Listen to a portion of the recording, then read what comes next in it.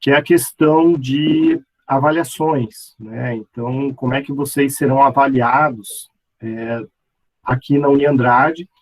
Cada professor tem o seu método, né, a sua forma aí de avaliação, mas, né, eu acabo adotando aí uma avaliação, enfim, a Uniandrade, ela divide, né, a disciplina, a grade curricular sempre em 2 bimestres, né? Então, a gente sempre vai ter o primeiro e o segundo bimestre. Vocês precisam ter média 7 para terem, né, a aprovação na disciplina. Então, nós temos sempre uma avaliação no primeiro bimestre e uma avaliação no segundo bimestre. A soma dessas duas avaliações vai ter que dar a média 7 para vocês serem aprovados. Então, o que nós vamos fazer de avaliação? Como no primeiro bimestre, muita gente ainda está fazendo matrícula, a gente sabe que o Enem esse ano foi bastante atrasado, a gente sabe que existe toda uma dificuldade aí de conseguir documento do FIES, financiamento e bolsa, e, enfim, né, o Brasil, o mundo, né, está com bastante aí problemas de pandemia, tudo atrasou, então, enfim, esse primeiro bimestre, né, a gente vai fazer uma avaliação que vai ser um trabalho, né, uma avaliação aí que vocês vão ter que fazer de uma forma de um trabalho, tá? Então, nas próximas aulas aí eu vou modelar esse trabalho e vou passar para vocês, de modo que, né, aqueles que estão ingressando, né, ao longo aí dessas primeiras semanas não tenham prejuízo tão grande, né, do que a gente fazer uma prova, vamos dizer assim. Aí, no segundo bimestre, que vai ser lá na metade do ano, a gente vai ter uma prova, uma avaliação que está sendo sempre online, né? Então, vocês vão ter aí um questionário para fazer essa avaliação. Então, como é que vocês vão ser avaliados? Primeiro bimestre vai ser um trabalho, né? Eu vou passar esse trabalho, vocês vão ter até uma data para me entregar esse trabalho. No segundo bimestre, aí sim a gente vai ter uma avaliação, se fosse em sala de aula, seria uma prova, né? Como é online, no ambiente online, acaba sendo uma atividade avaliativa, porque, obviamente, vocês vão fazer online, vocês vão ter aí como consultar a internet, enfim, todos os meios possíveis para realizar essas questões, né? Mas será no ambiente aí da universidade.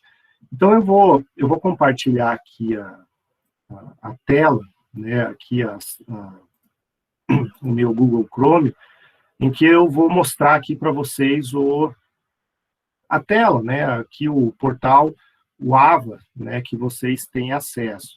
Então, essa tela aqui, como eu tenho perfil de professor, ela é diferente, claro, né, eu posso editar, eu posso acrescentar as coisas e tal, mas o que importa é o layout, né? Então, só para vocês poderem navegar rapidinho, né, dar uma instrução bem rápida, vocês já estão na segunda semana, vocês já estão, de certa forma, habituados aí com esse sistema, mas, de qualquer maneira, é aquilo, né? Vocês entram aqui na disciplina, entra na disciplina aqui de vocês, né, que é Economia e Cenários Globalizados, é o nome correto, né, da disciplina para vocês. E aqui à esquerda vocês têm um menu, né? Essa primeira aqui que está aberta é a apresentação, aqui vocês vão ter plano de ensino, vão ter referências de livros e tudo mais aqui. E aqui, né, aqui vocês vão ter avisos da coordenação, aqui tem outras coisas de modelo pedagógico que não sei nem se está habilitado para vocês, como estudar. Aqui tem um canal, né? Se vocês quiserem falar comigo, vocês podem mandar mensagem por aqui. E aqui para baixo começam, né, basicamente as aulas. Vejam que a avaliação do primeiro bimestre, segundo bimestre e exame final estão aqui. Né? Então vejam que quando, né, a gente for ter a avaliação do segundo bimestre, a gente vai falar bastante sobre isso, vocês vão resolver ela clicando aqui. Isso aqui vai abrir para vocês, né? Eu vou habilitar para vocês, e vocês vão ter aí a possibilidade de preencher. Enfim, então a gente vai, né, aos poucos, a gente vai passando isso para vocês, mas vai ser por aqui. Provavelmente vocês não conseguem ver ainda, ou não conseguem entrar, porque não está habilitado, né? Aqui, né, está meio ruim de ver, mas está escrito não publicado para estudantes, porque eu não habilitei, porque não é o momento ainda, né? Então, as avaliações, exame final, é tudo por aqui. Atividades compensatórias é específico aí para outras situações, vocês não vão precisar. E aqui na esquerda vocês começam, né, isso sim, vocês começam a ver que são as semanas de aula, né? Então, hoje específico, vocês estão aqui na segunda semana de aula. Então, aquilo, eu faço um pequeno comentário aqui, coloco o PowerPoint, né, que vocês podem fazer o download, e aqui é o link da aula. Então, basicamente é isso, né, esse menuzinho que vocês vão acompanhando aqui, né, que a gente vai, vejam que tem 18 semanas, né, teoricamente, só que o calendário da instituição não vai a tanto, né, então pode ser que tenham semanas aqui que estão previstas nesse calendário, mas que, né, na verdade, vocês, ao invés de ter a aula, vocês vão ter a avaliação, né, primeiro ou segundo bimestre. Mas, enfim, isso aí vocês vão tendo ao longo do curso, vocês vão aprendendo, né? Então, esse aqui é o ambiente de vocês, que, inclusive, né, conforme o professor, ele pode colocar uma atividade para marcar frequência, ele pode colocar um texto adicional, enfim, uma atividade avaliativa, ele pode pôr também. Então, conforme o professor gosta e deseja, ele formata a aula dele, ele vai acrescentando esses espaços aqui, né? Então, aí cada professor vai habilitando, né, o que quer que vocês vejam ou não. Então, para mim, aqui, essa parte aqui de baixo, ela está toda desabilitada, né? Vocês não conseguem ver boa parte aqui desses espaços. Mas, enfim, só para vocês entenderem aí como que é o ambiente aonde, né, que serão as avaliações, serão por aqui.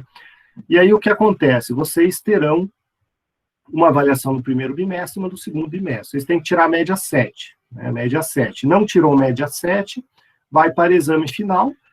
O exame final na Uniandrade tem uma característica diferente, talvez, do que vocês já estudaram antes. No exame final, não importa a média que você teve, você tem que tirar nota 6 ou mais. Tá? Então, não importa se você teve média 5, média 4, média 3, média 6, no exame final tem que tirar 6 ou mais para ser aprovado, né? Então, essa é uma característica que às vezes é peculiar aqui do Uniandrade, que geralmente no exame final você tem que tirar uma diferença para ficar com a média. Aqui não, né? Aqui não. Você, né, vou imaginar que você tirou lá uma nota 5 e uma nota 6, primeiro e segundo bimestre. Você ficou com nota 5,5. No exame final tem que tirar 6 ou mais, né? Igual uma pessoa que tem a média lá 4 e 3, né? Ela vai ter uma média 3,5. No exame final vai ter que tirar pelo menos 6 para passar, né? Então não importa a média, vamos dizer assim, no exame final precisa tirar 6 ou mais, né? Que também, né, em razão aí da pandemia, está tudo nesse ambiente virtual aí de aprendizagem. Então, enfim, isso vocês vão aprendendo aí ao longo do curso, conforme as aulas, cada professor vai trazendo o seu detalhe, a sua peculiaridade, né?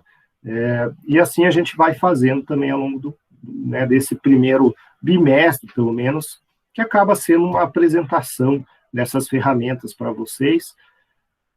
Eu imagino aí que o curso, né, a coordenação, algum professor, ele tenha até cedido um tempo, ou até por meio de vídeo, vocês devem ter recebido aí alguma forma de treinamento dessa plataforma, né, onde acessar, o que fazer, o que não fazer. Se não tiveram, né, a gente vai aprendendo aí na raça, né, aprendendo no dia a dia. Mas, enfim, né, então, só para vocês terem conhecimento aí dessa plataforma, que é onde vocês estão acessando, estão vendo o link, estão baixando, inclusive, esse material de estudo, que é o PowerPoint, né? Então, o PowerPoint que a gente vai apresentar, inclusive, hoje, né? Então, é por ali que a gente, né, navega, que vocês navegam, e vão tendo aí todas as atividades, inclusive as aulas gravadas, se vocês quiserem visualizar, vocês navegam lá, voltem, né, uma semana, e lá vai ter o link, ver a aula gravada, vocês abrem lá, que no meu caso específico, eu coloco no YouTube e coloco só o link do YouTube. Tem professor que anexa ali, enfim, cada professor faz do jeito que achar melhor, né, mas eu faço assim, eu coloco lá no YouTube e também no portal do aluno. Bom, seguindo, né, hoje a gente dá sequência na aula,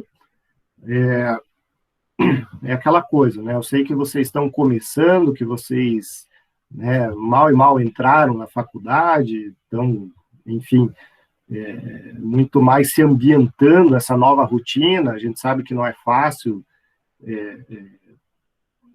Nós, como professores, né, a gente também, de certa forma, abre mão, né, das noites, do nosso conforto com a família, quando a gente podia, né, fazer alguma coisa, sair jantar, enfim. Então, vocês estão se habituando a essa nova rotina agora, né? Então, a gente sabe que, às vezes, é difícil, mas não é porque vocês estão só se habituando que a gente só vai ficar batendo papo aqui, a gente já vai avançar em conteúdo, aquilo que a gente já fez semana passada, e hoje a gente vai avançar também, né? A gente vai avançar também em conteúdo, e hoje a gente vai ter uma aula, né? Eu vou compartilhar aqui o PowerPoint, que está lá no portal do aluno, para vocês também fazerem o download. Hoje a gente vai falar e vai entender qual é o contexto histórico que o Estado brasileiro está inserido, né? Então, por que é importante isso, né? Vejam, a gente precisa entender o contexto histórico para a gente poder entender, por exemplo, por que a carga tributária brasileira é tão alta, né? Traz uma justificativa nessa carga tributária tão elevada. Vendo esse contexto histórico, né, a gente começa a verificar também por que o Estado, né, e aí a gente vincula muito o presidente, né, a forma de atuação do governo, por que ele age de tal e tal maneira, né, e muitas vezes vai contra a vontade, né, de um outro partido, até mesmo da população. Então, enfim, esse contexto histórico é importante para a gente entender onde a gente está agora, e esse momento que a gente está, entendendo como ele está contextualizado, ele explica muito do que é o Brasil hoje, né? Então, por que hoje a gente paga tanto imposto? Porque, basicamente, o Estado brasileiro tem uma carga de direitos sociais que precisam ser observados, né? Saúde, educação, lazer, desporto, cultura, moradia, trabalho, enfim, tudo isso é obrigação do governo. O que acontece? A gente precisa pagar imposto para o governo poder dar isso para a gente, né? Então, vejam que muito do que a gente vê na evolução histórica acaba explicando como que é o nosso dia a dia hoje, né? Então, é isso que a gente vai ver hoje, de uma maneira geral. Claro que, em razão aí da nossa disciplina, a gente sempre está fazendo esse vínculo entre economia, né, principalmente a questão econômica, e o direito. Então, a gente faz aquela disciplina que recebe o nome de economia em cenários globalizados, ou política econômica, enfim. Na prática, é uma aula que traz uma introdução de economia mais aplicada ao direito, né, que é uma adaptação, né, da economia clássica aí que eu trago para o direito. E aí a gente começa, né, estudando o Estado, e quando a gente fala em começar a estudar o Estado, eu não vou fazer, por exemplo, igual o professor de História do Direito, que vai começar a falar lá do Estado pré-socrático, lá da Grécia Antiga. Não. Eu aqui, né, a gente faz um corte, até porque a nossa aula não é de História do Direito, nem Filosofia do Direito, né, nem nada disso. A gente faz um corte, e quando a gente fala de Estado, a gente vai direto para o Estado moderno, que a gente chama de Estado moderno, que é o Estado pautado por leis, né? É um Estado que não é mais aquela confusão entre o Estado e uma pessoa, o Estado ou uma religião. Não, a gente está falando de um Estado estruturado, emoldurado, né, organizado por meio de leis. Esse Estado organizado por meio de leis, né, ele se constitui e avança a partir do século XVIII, em termos históricos. Então, veja que é algo recente, né, algo recente, aí, 1700 para frente, que a gente tem essa configuração de Estado, que é o que a gente vai estudar. Então, a primeira concepção de Estado que a gente tem é um Estado que a gente chama de Estado liberal, né? Um Estado liberal que vai trazer exatamente a maior vontade da burguesia na época. Qual era? Que o Estado, e naquele momento histórico, o Estado ele era muito confundido com o tirano, né, o rei absolutista, ou aquele que estava no poder absoluto, né? Então, o absolutismo estava caindo naquele momento histórico. Então, o que a burguesia queria? Que o Estado caísse fora, que o Estado somente fosse demandado para proteger a propriedade privada, né? Aquilo que era individual de cada um. Então, nesse primeiro momento histórico, surge o Estado liberal. É um momento histórico em que o Estado ele não é mais de uma pessoa só, ele passa para o direito, mas esse direito, né, essa organização chamada Estado, ela tinha uma função bastante específica, proteger a propriedade privada, que é exatamente o que a burguesia queria, né? Então, o Estado não tem que interferir na propriedade, ela só tem que garantir a propriedade para que a burguesia pudesse, né, dar início e vazão aí à parte mercantil. Então, esse Estado, ele ganha essa roupagem, né, de nome Estado liberal. É o Estado liberal clássico aqui, que a gente verifica no século XVIII e que avança até o século XX. Né? Então, essa primeira roupagem aqui, ela tem, né, como seu maior nome, o pensador mais influente e tudo mais, é o Adam Smith. Né? Ele escreveu uma obra aí, em 1776, e ele usou uma expressão bastante clássica, né, bastante difundida até hoje, que é a tal da mão invisível do Estado. Né? Então, o que o Estado tem que fazer? O Estado ele não tem que interferir na vida das pessoas. O Estado tem que ter aquela mão invisível para proteger o que é das pessoas. Né? Então, ele não tem que dizer qual é, né? O Estado não deve conduzir o negócio, o Estado só tem que proteger o negócio das pessoas. Ou seja, a gente tem um Estado que é totalmente omisso, é um Estado que está, né, ausente dessas políticas sociais, dessas políticas até econômicas e tudo mais. O Estado está ali só para proteger a propriedade privada. Né? Então, a função do Estado é proteger a propriedade e dar liberdade de ação aí para as pessoas. Né? O Estado não tem essa função que tem hoje, por exemplo, de salvaguardar, por exemplo, a saúde. Né? Naquela época, isso não é problema do Estado, isso é problema da vida, da individualidade, né? Da vida privada de cada um. Isso vigorou por 200 anos, né? Mais ou menos 200 anos aqui, até que essa ausência da figura do Estado começou a gerar uma desigualdade social muito grande. Né? Então, o que acontece, né, lá no final do século XIX, século XX,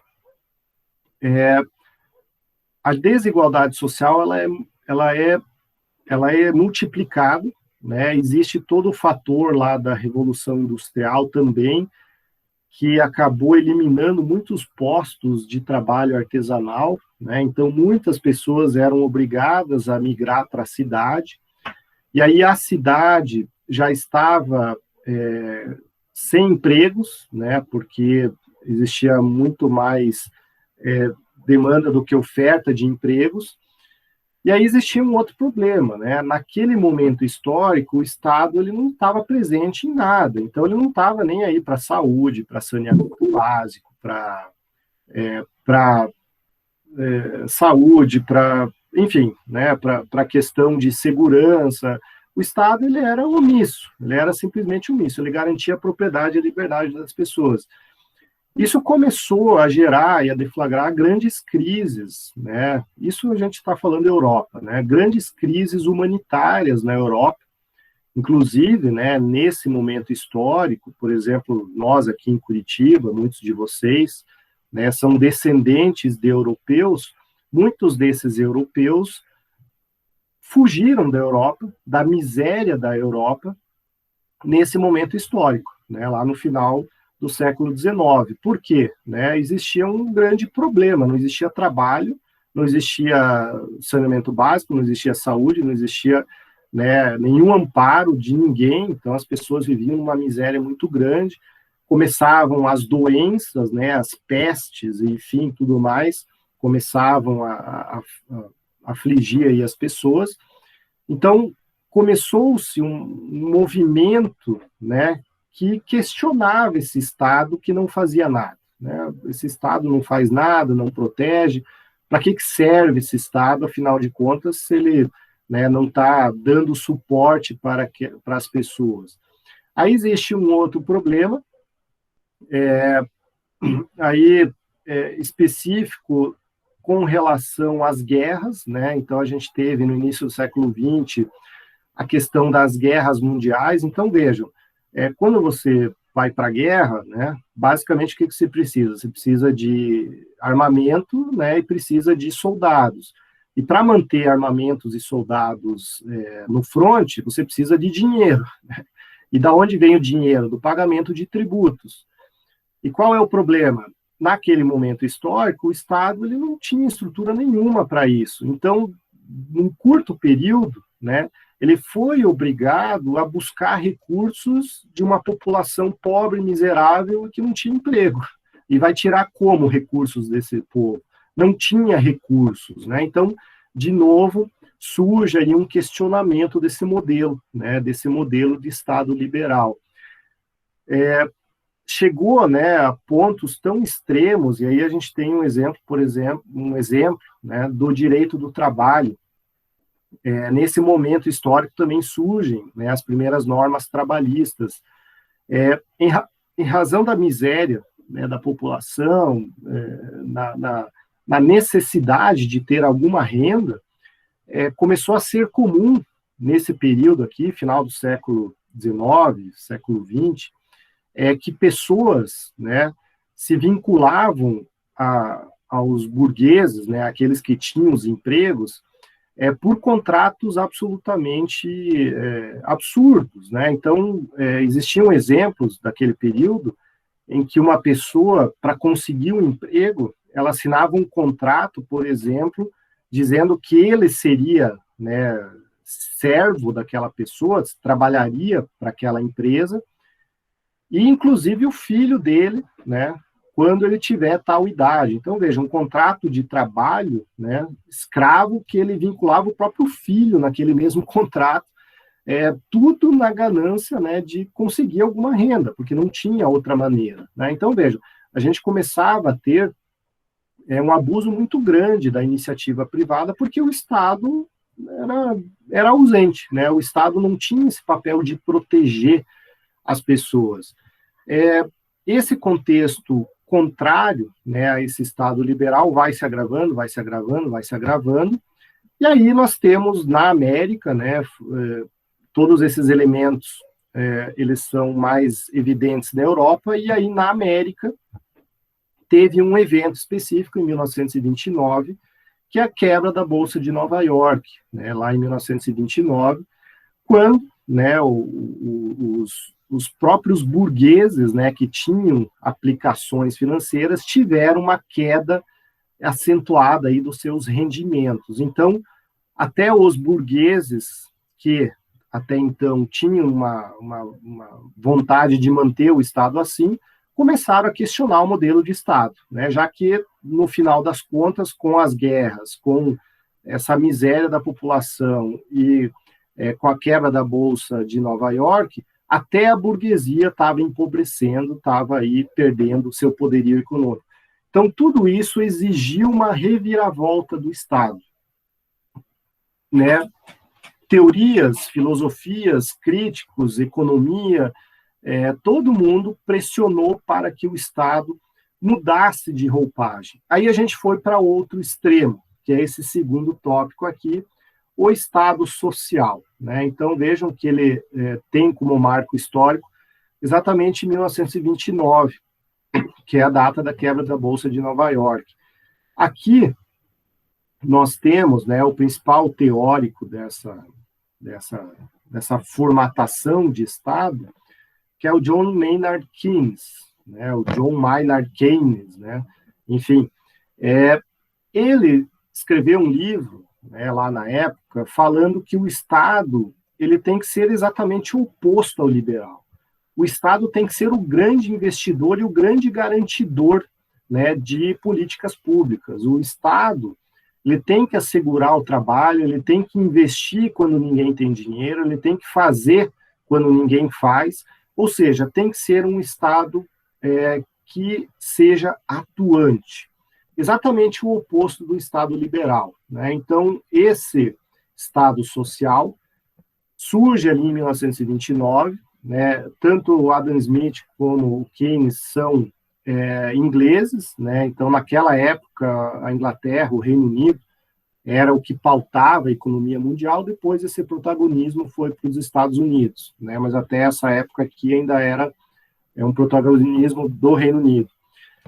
Esse Estado social, ele surge exatamente num contexto em que os Estados começam a proteger o cidadão, né? Então, é nesse momento histórico, por exemplo, que surge a CLT, né, a Consolidação das Leis do Trabalho, que é uma organização de várias leis para proteger o trabalhador. Então, os primeiros marcos legislativos de saneamento básico, de saúde, de educação, enfim, os direitos aí das pessoas, eles possuem um marco, né, muito próximo desse momento histórico aqui, que é esse momento em que a teoria econômica, né, dá uma nova roupagem para o Estado. O Estado não é aquele ser ausente, não. O Estado tem que ser aquele agente atuante, aquele agente que deve prestigiar o aspecto social da sua população, né? Então, vejam, nós temos originariamente esses dois grandes modelos, né? Esses dois grandes modelos. O que acontece? Esse Estado social, ele também tem seus problemas, né? Qual é o principal problema? Na medida em que o Estado ele começa a chamar para ele toda a questão social, e aí quando a gente fala social, a gente coloca a saúde, a educação, o desporto, a cultura, a moradia, o trabalho, o lazer, né? Enfim, a própria previdência. Vejam que o Estado ele começa a assumir para ele tudo, né? Tudo vai para ele. Isso gera um problema, né? Primeiro que ele vai precisar de recursos para poder propiciar tudo isso para as pessoas. Naturalmente, o que acontece? A carga tributária, ela avança sensivelmente, né? Então, as empresas, aí, o poderio econômico, já começou a reclamar dessa situação, porque a carga tributária, ela começa, né, a se tornar aí muito influente, né, na decisão das empresas e tudo mais. Só que aí tem um outro problema, que quem tem aí uma idade um pouquinho mais avançada, né, quem está próximo dos 40 anos, talvez vai se lembrar um pouco disso, a ineficiência do Estado, né? Então, veja, o Estado ele assume tudo para ele, saúde, educação, telefonia, energia elétrica, toda parte, tudo é o Estado que controla. Qual é o problema de alguém que quer fazer tudo ao mesmo tempo? Acaba fazendo tudo mais ou menos, né? O Estado ele não tem condições, né? E isso a história demonstrou, o Estado não tem condições de fazer tudo ao mesmo tempo. Ele se perde, ele não tem, né? Existem setores, existem situações que a iniciativa privada conduz muito melhor do que o Estado, né? Então, por exemplo, a questão das telecomunicações. Por isso que eu digo, né, quem tem mais, aí perto dos 40 anos vai lembrar que há 30 anos atrás, uma linha telefônica era uma fortuna, né? Tanto que você comprava um telefone, você ganhava ações, né, da Telebrás, e muita gente trocava telefone por carro, por moto, enfim, era uma coisa que só poucos tinham acesso, né? Por quê? O Estado não investia em tecnologia, não tinha inovação, não tinha estrutura para investir nisso, né? Então, veja, na década de 90, a gente já vai ver no próximo slide, isso aí passa para a iniciativa privada, em 5, 6 anos todo mundo teve telefone, mais 5 anos todo mundo teve celular, né? Então vejam que o Estado ele não consegue, né, dar vazão a tudo isso. Então, esse Estado, ele acaba sendo caro, é um Estado muito grande, inchado, uma máquina de funcionalismo gigantesca, uma estrutura gigantesca que custa muito, e ele não é eficiente, né? Não é nem né, ele não consegue fazer aquilo para o qual foi pensado. Então, esse Estado social, ele também surge e tem um grande problema da ineficiência, né? Essa ineficiência, ela é criticada, ela é colocada aí como o principal fator para que, né, na década de 70, surja uma nova concepção de Estado, né, que é o Estado neoliberal, que é o que vigora hoje, né? Então, na década de 70, um grande economista chamado Milton Friedman, né, ele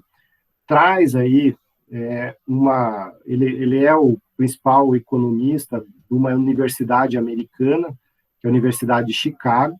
Lá ele desenvolve essa ideia do Estado neoliberal, né? Então acabam chamando essa corrente da escola de Chicago porque veio, né, da Universidade de Chicago. E ele traz aqui que o Estado, ele não pode ser um Estado nem liberal e nem social. Ele tem que ser um meio termo, né? Que é basicamente o que a gente tem hoje. O Estado tem que ser neoliberal.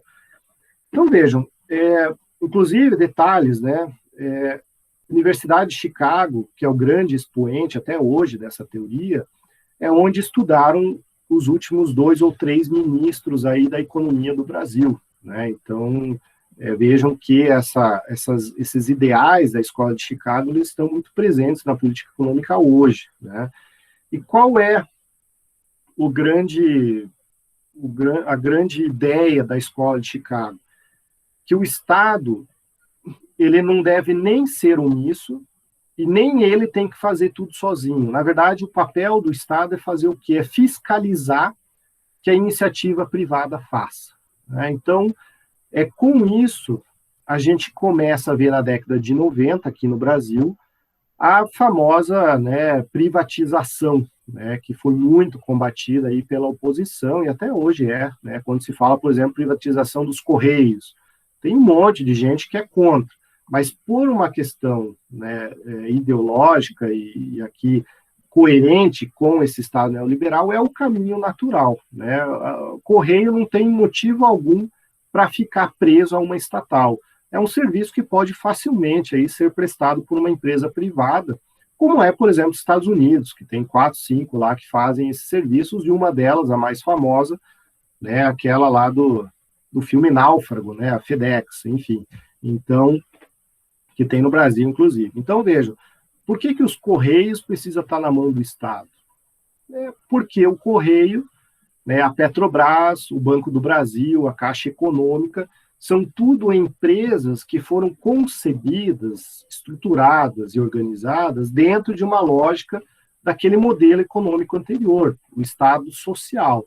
Hoje, né, não existe mais muita pertinência em você manter tudo isso na mão só do governo. Claro que, né, existe toda a parte aí de necessidade do governo manter, né, alguma influência aí, por exemplo, a Caixa, ela é muito utilizada para programas sociais, Minha Casa Minha Vida, até o pagamento aí do auxílio emergencial. Então, veja, o governo precisa ter essas ferramentas, mas um banco, né, instituição financeira, não tem sentido ele ser do governo, né? Então, isso foi necessário lá no Estado Social, por uma série de motivos históricos aí, que na época não existia banco no Brasil, então o governo foi lá e criou, né? Mas hoje não tem mais sentido. Então, essa ideia de privatização, né, que a gente vê muita discussão aí nos jornais, inclusive, né, o governo agora quer privatizar os Correios, a Eletrobras e não sei mais quem, tudo vem dessa forma de pensar aqui do Estado neoliberal. E como que o governo vai fiscalizar?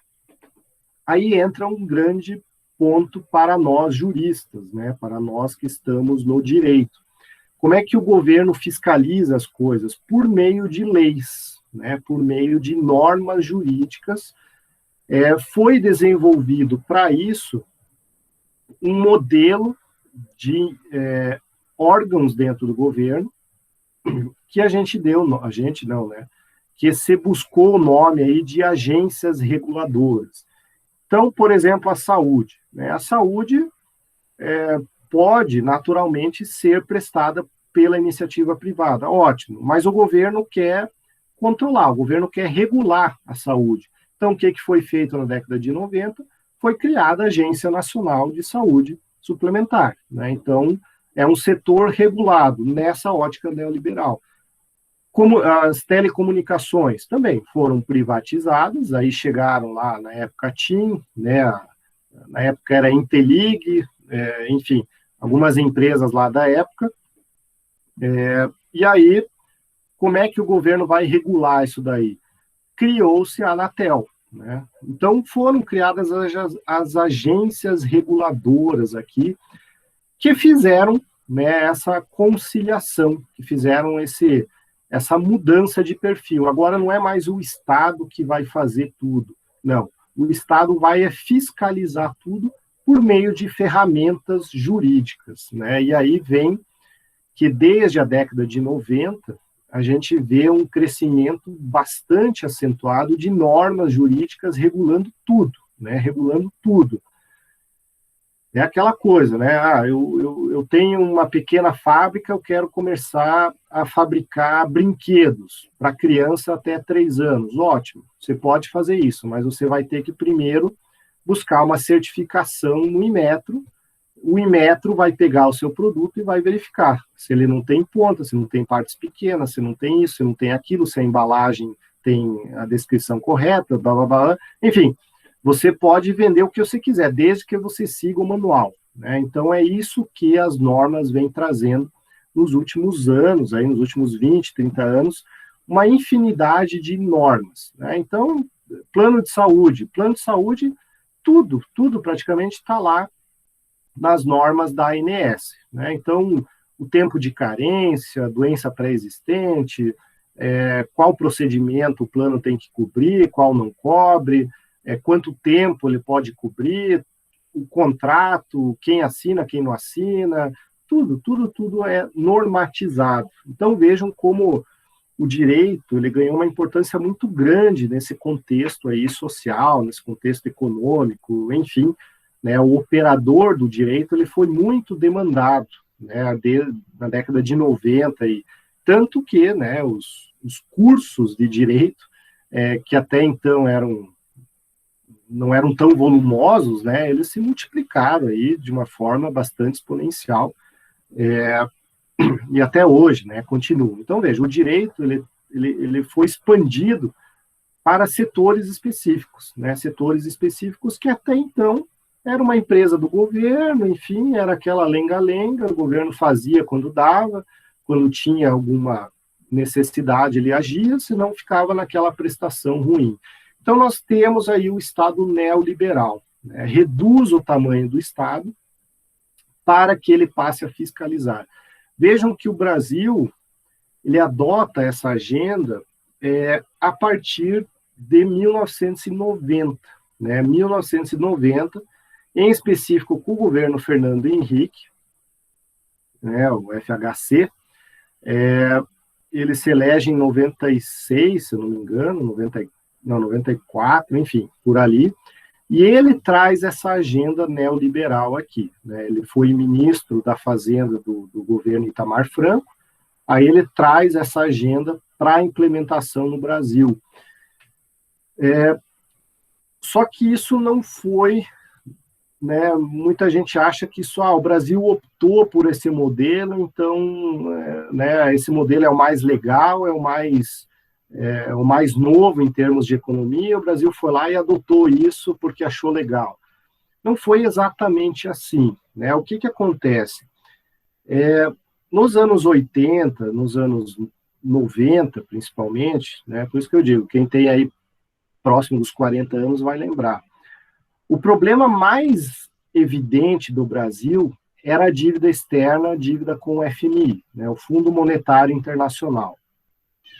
Porque o Brasil, no governo militar antes do governo militar, resolveu construir obras até então faraônicas, né?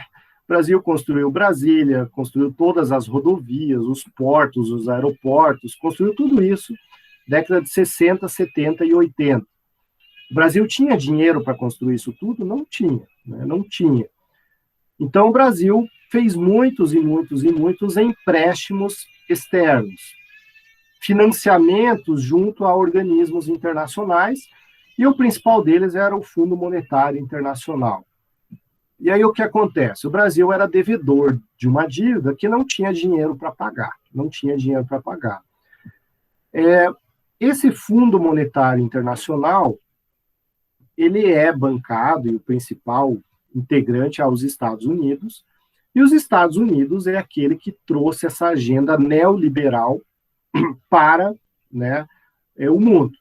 Então, o que acontece? Os Estados Unidos, se valendo da influência dentro do FMI, conseguiu convencer o FMI por meio de uma conferência realizada lá em Washington, por isso que recebeu o nome de Consenso de Washington, lá em 1989.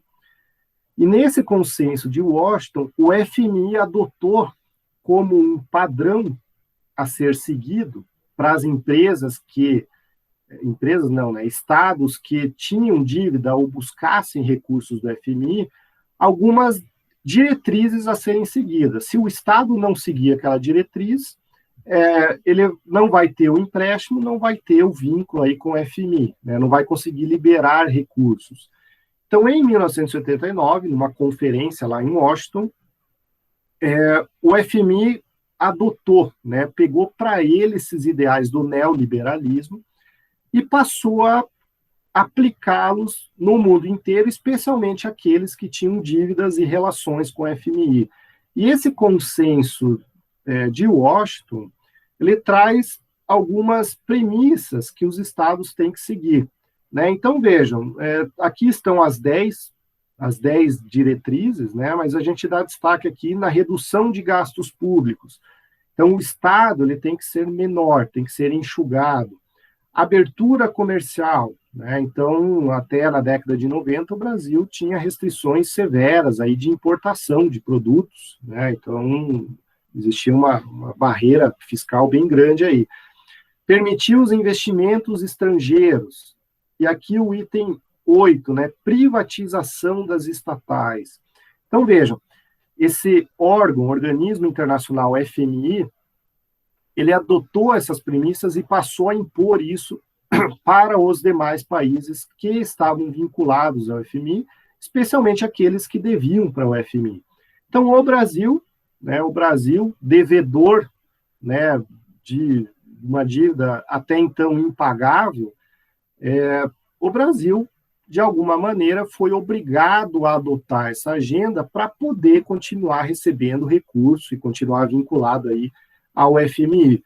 Então, exatamente na década de 90, né, veja, aqui a gente estava em 1989, exatamente na década de 90 a gente começa a ver essas mudanças. Primeiro, né, com o governo Collor, que abriu aí as importações, né, a gente começou a ter produtos importados aqui no país, que até então não tinham.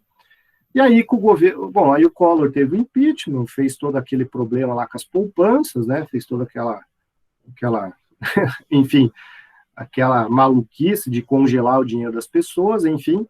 Teve o impeachment, assumiu o Itamar Franco, que ficou 2 anos, e aí veio o governo FHC, né? Então, o FHC ele dá vazão a essa pauta aqui do FMI, e ele abre, né, o Brasil para o mundo, e, em específico, o investimento estrangeiro em áreas onde até então era só o Estado que atuava, né? Telecomunicações, energia elétrica, rodovias, né? Então, aqui na década de 90 surgiram os pedágios, né?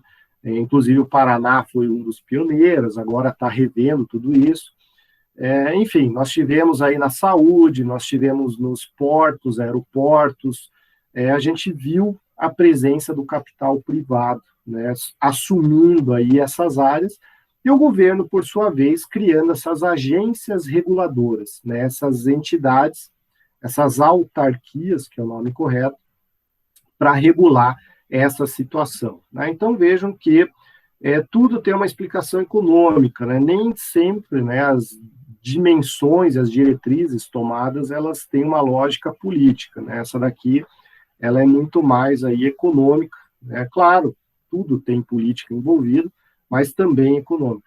E aí surgem as agências reguladoras, né? As agências reguladoras, que são esses órgãos que surgem aí na década de 90, porque a iniciativa privada se apropria desses setores, telecomunicações, energia elétrica, e são setores importantes para o país, né? O Brasil não pode simplesmente jogar isso na iniciativa privada e ficar alheio, né? Ficar longe da iniciativa privada. Não, o Brasil tem que ficar atento a isso. Então, o que foram criadas? Foram criadas essas agências reguladoras, né? São autarquias, são entidades desvinculadas do governo federal, né? Elas são entidades aí que têm autonomia técnica, autonomia administrativa, de modo que aquele governo no estado social que era ineficiente, ele vai buscar eficiência por meio dessas entidades, porque são entidades compostas por técnicos, são especialistas das áreas, que vão criar normas para que aquelas áreas sejam desenvolvidas em benefício do país, né? Então, pegar o exemplo aí das rodovias, né? Então, a rodovia vai ser pedagiada, tudo bem, você vai poder cobrar uma tarifa da população para passar na rodovia e tudo mais, mas em troca disso, você vai ter que duplicar a rodovia, você vai ter que criar, né, viadutos, vai ter que criar aí pontes, vai ter que, enfim, vai ter que manter ela limpa, você vai ter que manter ela padronizada de tal e tal maneira, né? Então, veja, iniciativa privada, você ingressa nesse segmento, você pode ingressar, mas se você quiser ingressar, você vai ter que seguir essas normas aqui, né? Então, é isso que essas agências fazem. Isso a gente vê muito, né, por exemplo, na saúde suplementar, todos os órgãos, né, a Anatel também, né? Então nós temos muito aí essa situação de, iniciativa privada, você pode atuar nessa área, mas você vai ter que fazer com a nossa regra. A regra do jogo, quem dá sou eu, se você seguir essa regra, você pode entrar e pode vir a prestar esses serviços, né? Então, hoje, né, a gente tem muito forte isso daí, né, as grandes diretrizes. Por quê? São setores estratégicos para o Brasil, né? O Brasil não pode ficar alheio, deixar a coisa solta, né? Então, a gente está falando de infraestrutura básica, né? De saúde, de telecomunicação, de energia elétrica, de própria questão de petróleo, né? Tem a ANP. Então, são setores que precisam, né, de ser disciplinados e acompanhados bem de perto, para não ter aí aquele problema do estrangeiro vir aqui sugar recursos e depois cair fora, né, com o nosso dinheiro. Não. Então, existe uma contrapartida aí. Essas agências reguladoras, elas têm aí algumas características, né, principalmente tentando desvincular um pouco da questão política e da questão do governo, né, porque o governo, né, a política é uma questão, né, que muitas vezes são decisões realizadas não em benefício do país, muitas vezes em benefício próprio, em questões eleitoreiras, né, o famoso populismo. Então, essas agências reguladoras, elas tentam se separar da questão do governo, da questão política. E um dos elementos que acaba sendo necessário para fazer essa separação é a independência decisória, né? Então, quem vai decidir numa agência reguladora, ele deve poder decidir sem ter medo de decidir, né? Então, se ele vai lá e toma uma decisão contra o governo, ele não pode ser punido pelo governo, né? Então, vamos pegar o exemplo da Petrobras, né? A Petrobras, enfim, o Bolsonaro não gostou lá da posição do presidente e tirou o presidente. Veja, numa agência reguladora, o presidente não pode fazer isso, né? O presidente da República. Então, quando um diretor de uma agência reguladora toma uma decisão, ele não pode ser simplesmente demitido, exonerado, expulso, qualquer coisa assim. ele vai tomar a decisão que é melhor para o setor e não para a eleição do presidente, ou de quem quer que seja. Né? Então, existe uma independência decisória. Opa. Então, vamos lá. Qual é o problema disso? Né? Existe uma tensão aí com o regime democrático. Né? Por quê?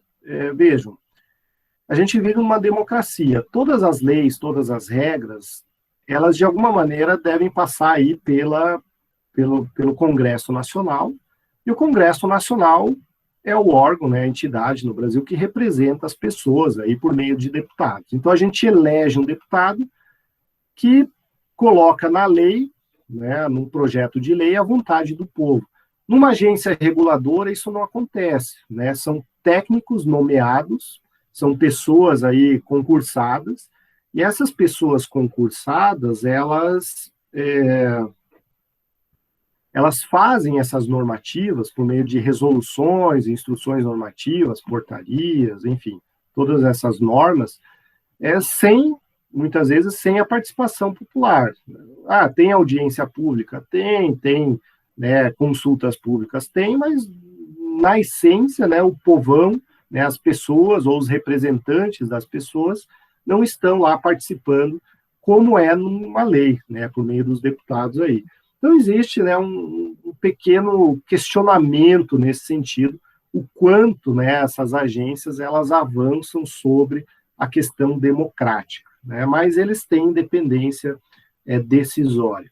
Outra situação, né, que traz aí uma independência para as agências reguladoras é a independência de objetivos. Né? Então, vejam, o grande objetivo de uma agência reguladora não é deixar o presidente da República feliz, né, e reeleger o presidente da República. Nada disso.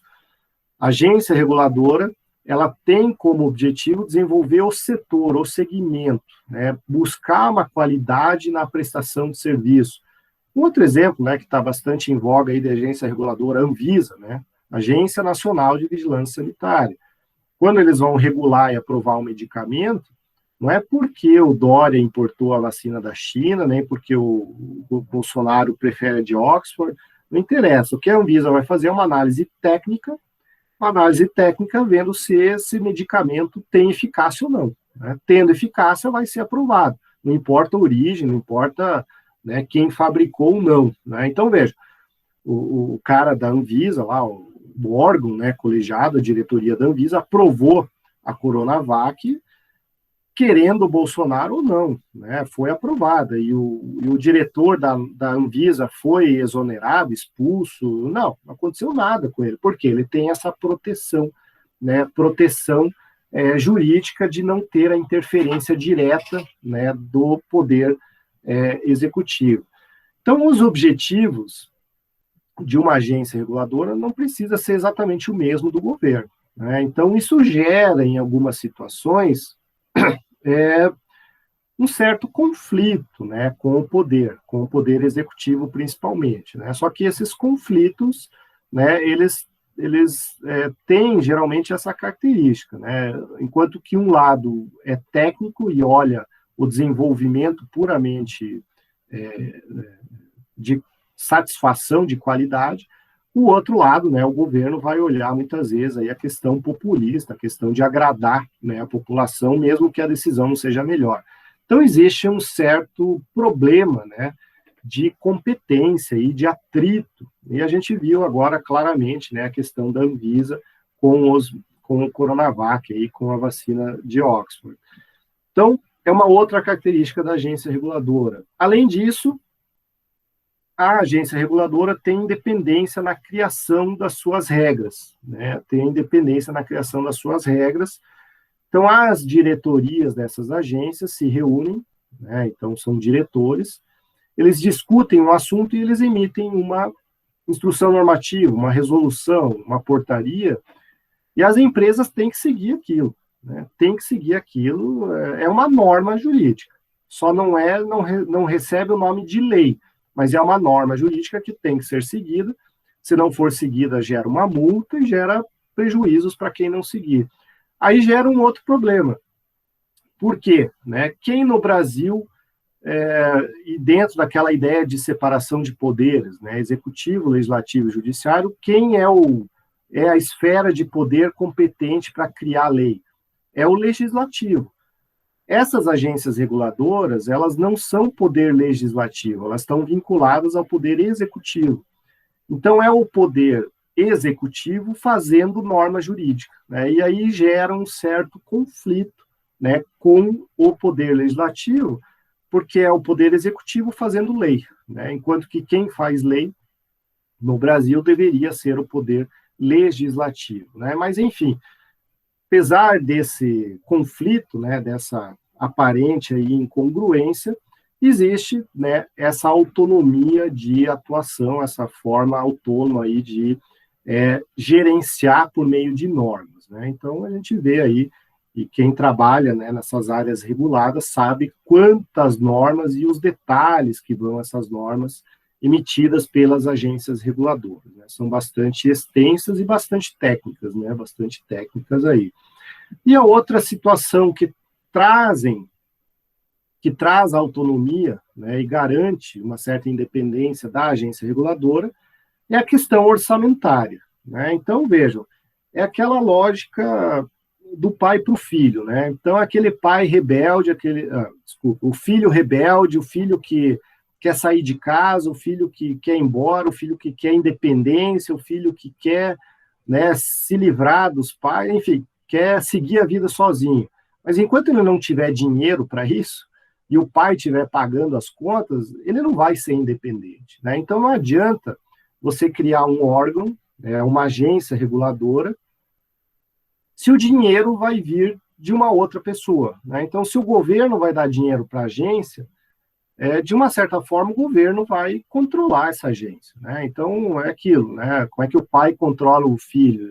Ele segura no dinheiro, não dá dinheiro, o filho não consegue ter independência, né? Então, vejam, é a mesma lógica aqui. Então, essas agências reguladoras, elas precisam ter independência de receitas, de dinheiro, para elas poderem ter uma gestão sozinha, uma gestão aí independente. E então, né, as normas aí que criam essas agências reguladoras, elas criam fontes de receitas específicas para elas não ficarem dependendo do repasse de verbas do governo, né, porque senão acaba reduzindo, né, acaba mitigando aí a questão da independência orçamentária. Isso aí traz um outro problema, né, uma outra questão, que é o problema da onde que vem os recursos no Brasil, né? Vem do imposto, vem do direito tributário. E essas agências reguladoras, elas não podem criar impostos, elas não têm aí autorização da Constituição. Então, os impostos que são criados, né, pelo governo, o governo acaba tendo que direcionar a parte desse imposto, né, isso aí a lei fixa, que parte desse imposto acaba cobrindo, né, o orçamento dessas agências reguladoras. E aí as agências reguladoras, elas não têm aí condições de criar mais impostos para ter mais receitas, porque elas não podem criar impostos. Então é muito comum elas ficarem criando taxas e tarifas e tudo mais, que de uma certa forma acaba desnaturando aí a própria essência da agência reguladora, né? O papel da agência reguladora não é criar tarifas e taxas e dificultar alguma coisa. A função dela é fiscalizar e normatizar, mas ela acaba criando, né, tarifas e taxas para poder, né, manter aí um certo nível de receita. Isso gera um problema, né, com o direito tributário, porque a agência reguladora não pode criar esse tipo de tributo, né? Isso aí só pode ser criado por lei e pela União, Estados e Municípios. Então, existe também um certo problema das agências reguladoras com a questão tributária. Mas, enfim, tirando todos esses problemas e todos esses ajustes, né, nós temos as agências reguladoras hoje funcionando no Brasil e em nível nacional, né, nós temos aí todas essas agências federais. Temos estaduais também, mas em nível federal nós temos todas essas aqui, né? ANEEL, Anatel, ANP, Anvisa, ANS, ANA é das águas, né? Agência Nacional dos Transportes Terrestres, a DNADA, Ancine, né, do cinema, ANTAC e ANAC, né, dos aeroportos, aviação civil. Então, veja, nós temos todos esses setores aqui com agências reguladoras atuando, né, especificamente aqui em setores estratégicos do Brasil. Nós temos também em âmbito estadual, né, mas aí elas são pulverizadas em todo, né, cada estado cria a sua. Então, essas agências, elas dão efetividade e concretizam aquela agenda neoliberal. Por isso que, né, quando a gente ouve aí muitos políticos e muitos jornalistas até falando, né, que o presidente Bolsonaro ele é um liberalista, ele é um liberal, ele tem sua estrutura e ele fala o tempo todo numa pauta liberal. Vejam, o liberal que está sendo dito não é esse liberal aqui do Estado liberal lá do século XVIII. Esse Estado aqui não tem mais congruência, né? Não tem mais compatibilidade nenhuma com esse momento histórico que a gente vive, né? Então, quando fala assim que o Bolsonaro é liberalista, ele quer privatizar tudo, enfim, né, vamos dar um exemplo aí da questão dos preços, né? Ele fala, não, o preço quem dá é a iniciativa privada, é a lei da oferta e da procura, é o equilíbrio de mercado, enfim, ele não vai intervir em nada disso. Veja, quando ele diz que, né, é um liberalista, ele não está falando desse aqui lá do século XVIII, do Adam Smith. Então, muita gente começa a falar e comparar a gestão, né, do governo com o Adam Smith, que ele falou, veja, não tem muito o que comparar, porque isso aqui é um modelo totalmente ultrapassado. Uma ideia ou outra foi aproveitada pelo Estado neoliberal. Então, quando a gente fala que o Bolsonaro é liberal, na verdade, a gente está falando que ele é um neoliberal, porque ele segue uma agenda, né, desse modelo de Estado aqui, que se pauta pela regulação, pela fiscalização. Mas vejam, esse modelo de Estado neoliberal, que é o último modelo desenvolvido, ele não diz que o Estado não deve fazer nada, né? Então, muita gente fala, o Bolsonaro, né, ele diz que não vai intervir, mas ele mexeu na Petrobras. Veja, o governo neoliberal ele tem que atuar e ele tem que fiscalizar, né? O que ele não pode é interferir na prática de mercado, ele não deve, né, interferir. Poder ele pode, ele não deveria interferir. Então, vejam, é uma alteração de conceitos e um extremismo de um lado e de outro, né, como se, né, o Bolsonaro é liberal, então ele não pode mexer na Petrobras. Vejam, se for do interesse nacional, e não defendendo o Bolsonaro, porque eu acho que ele está falhando muito aí nos últimos anos, né? Enfim, falhando demais e afetando a vida de todo mundo. Mas em algumas coisas ele está certo, né? Então, vejam, nesse aspecto econômico, muita gente fala assim, o governo Bolsonaro é liberal, mas ele não age como liberal. Vejam, mas qual liberal você está falando? Você está falando daquele liberal lá do século XVIII? Esqueça, aquilo lá não existe mais. Ele está atuando como uma pessoa, né, que está dando sequência a essa ideia de desregulação, né, de privatização aí da economia, né, passando mais poder para a iniciativa privada. Aí vem o outro lado, né, e fala, o PT é socialista, o PT, né, a oposição, aí, enfim, o Estado é social, o Estado... Vejam, o Estado social é um modelo que assumiu para ele todas as funções, né? Então, é aquela coisa, né? Meu Deus, o Lula agora pode se eleger, o mercado as bolsas caíram, o dólar subiu, enfim, tá toda essa bagunça aí, porque o medo, né, dos investidores de que o Lula venha assumir o governo e implante no Brasil um Estado social. Vejam, esse Estado social aqui, essa segunda também é incompatível. Isso aqui é um modelo que já foi, hoje não tem mais. Veja, esse Estado social, né, que atua em tudo, a gente tem esse modelo, né, em países que estão em franca decadência, né, Venezuela, países aí que tem um Estado que, né, Bolívia, são países que ainda adotam, né, uma conotação mais social de Estado. Vejam, esses países estão fadados aí ao fracasso, tanto que o Lula e a Dilma passaram 15, 16 anos no poder, e mantiveram as privatizações, até deram, né, uma evolução nas privatizações. Então, vejam, hoje não tem mais, né, e eu escuto principalmente, né, notícias falando, se o Lula assumir, ele vai acabar com tudo que foi feito. Ele não vai, a coisa evolui.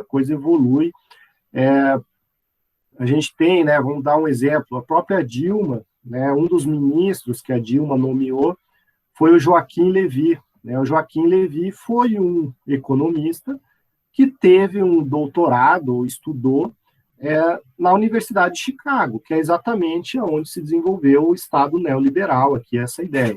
Então, vejam, hoje em dia a gente está indo muito para os extremos, né? Ou é liberal ou é social, né? Como se um governo não admita a posição do outro. Vejam, mesmo o governo Bolsonaro, ele atua fortemente em políticas sociais, né? Então, o auxílio emergencial, se ele fosse um liberalista clássico, ele ia deixar a população se virar. Isso aí é problema da população, ele não ia dar auxílio emergencial coisa nenhuma, né? Então, veja, então o Bolsonaro não é nenhum nem outro. Não, nessa acepção clássica, não. Então, veja, os governos, os estados, a forma de atuação hoje não é mais, né, ou 8 ou 80, né? Não é ou liberal ou social. É uma mistura dos dois, é um modelo que está em evolução, ora, né, prestigiando mais o aspecto social, ora levando mais para o lado da iniciativa privada, empresarial.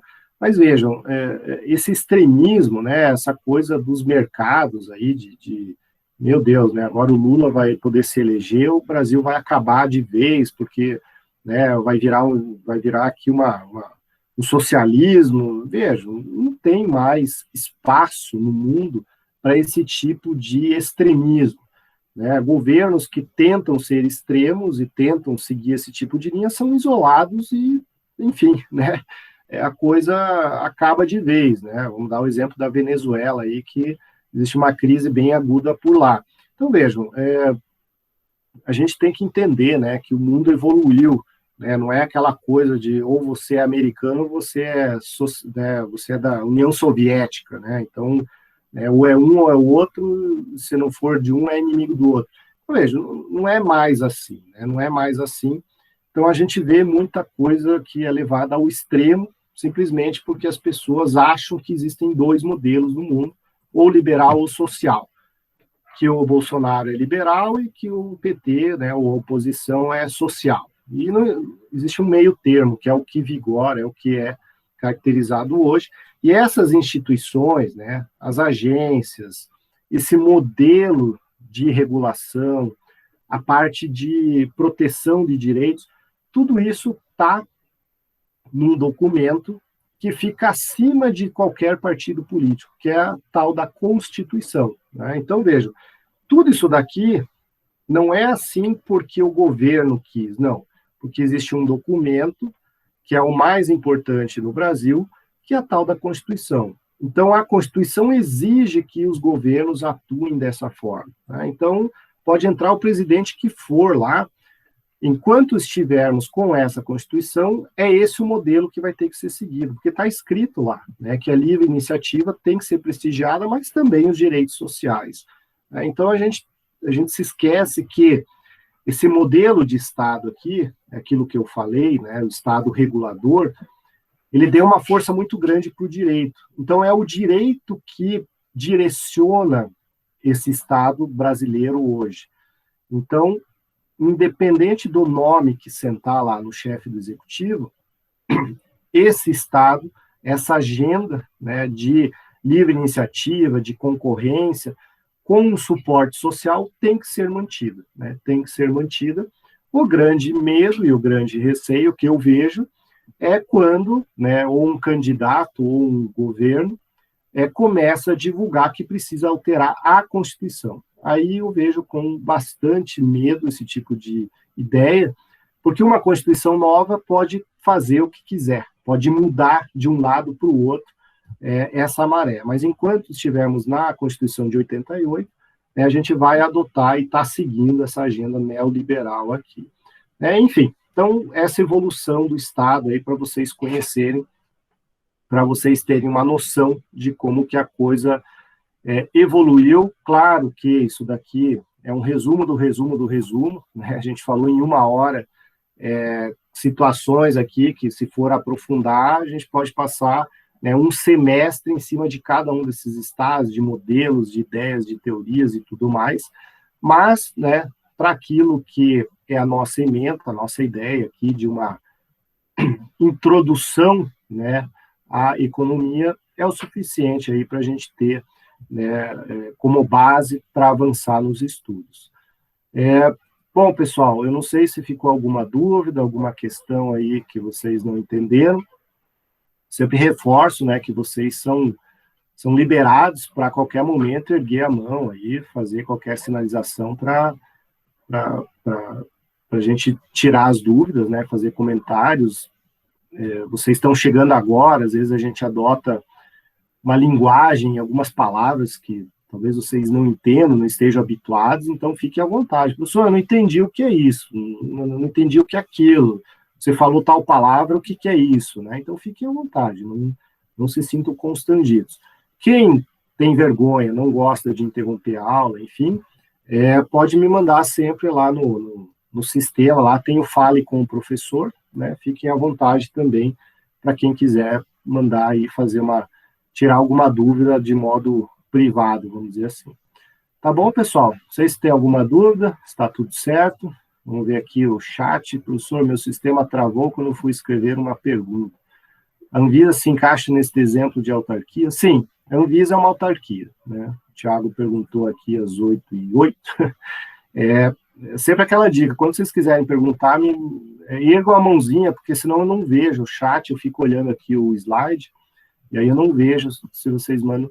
Mas, enfim, Anvisa, todas essas entidades que eu mostrei no slide, todas elas são autarquias, tá? Todas elas. Bom, então agradeço aí a paciência de vocês, agradeço a compreensão, né? A aula está sendo gravada, ela vai ser colocada lá à disposição de vocês. Quem ficar com dúvidas ou quiser rever a aula, vai estar lá à disposição. Tá bom, pessoal? Então agradeço aí a todos, tenham uma ótima semana, né? E aí a gente se encontra no mesmo estilo, no mesmo formato aí na próxima semana. Tá bom, pessoal? Então,